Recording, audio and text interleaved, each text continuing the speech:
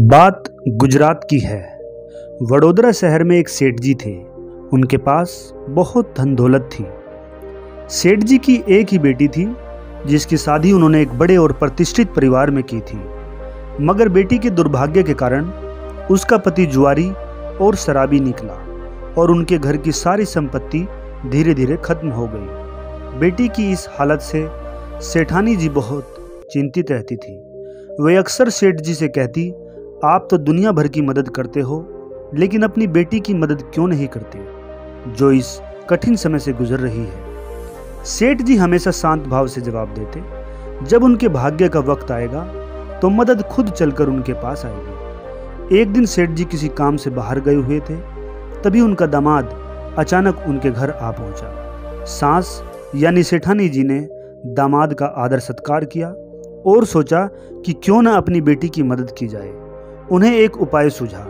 उन्होंने मोतीचूर के लड्डुओं में सोने की असरफियां छिपाकर रख दी, ताकि दामाद जी को यह लड्डू देकर उनकी आर्थिक मदद हो सके। सेठानी जी ने दामाद जी को विदा करते समय 5 किलो शुद्ध घी के लड्डू, जिनमें सोने की असरफियां थी, उसे उपहार में दे दिए। दामाद लड्डू लेकर वहां से चला, लेकिन रास्ते में उसने सोचा, इतने भारी लड्डू घर तक ले जाने का कोई फायदा नहीं है, क्यों न इन्हें यहीं बेच दूं। उसने पास की मिठाई की दुकान पर लड्डू बेच दिए और उन पैसों को अपनी जेब में डाल लिया। संयोगवश उसी दिन सेठ जी घर लौटते वक्त मिठाई की दुकान पर पहुंचे और उन्होंने घर के लिए कुछ मोतीचूर के लड्डू खरीदने का सोचा। दुकानदार ने वही लड्डू का पैकेट सेठ जी को बेच दिया, जिसे कुछ देर पहले दामाद ने बेचा था। सेठ जी लड्डू लेकर घर पहुंचे और सेठानी जी को लड्डू का वही पैकेट दे दिया।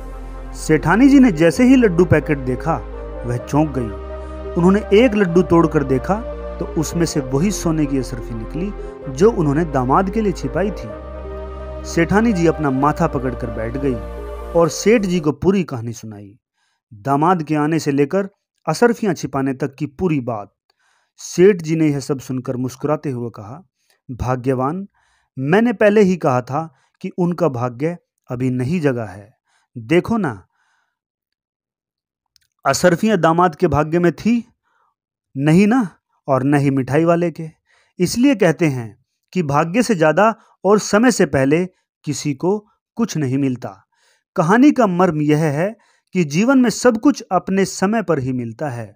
हमें बस धैर्य रखना चाहिए और जितना ईश्वर देता है उसमें संतोष करना चाहिए। जैसे झूला जितना पीछे जाता है, उतना ही आगे भी आता है। सुख और दुख जीवन के हिस्से हैं, जो समय समय पर हमारे जीवन में आते रहते हैं। इसलिए किसी की मजबूरी पर कभी मत हंसना। कोई भी अपनी मुश्किलें खरीद कर नहीं लाता और बुरा वक्त भी बिना चेतावनी के आता है। हमें हमेशा समय और किस्मत की कदर करनी चाहिए। दोस्तों, उम्मीद करता हूं ये महत्वपूर्ण कहानी है जो आपके जीवन को बदलेगी। इसे सुनिए, सुनाइए, ज़्यादा से ज़्यादा शेयर कीजिए, सब्सक्राइब चैनल को कीजिए, कमेंट करके अपना फीडबैक ज़रूर दें। इसी के साथ दोस्तों आज विदा लेता हूँ। नमस्कार दोस्तों।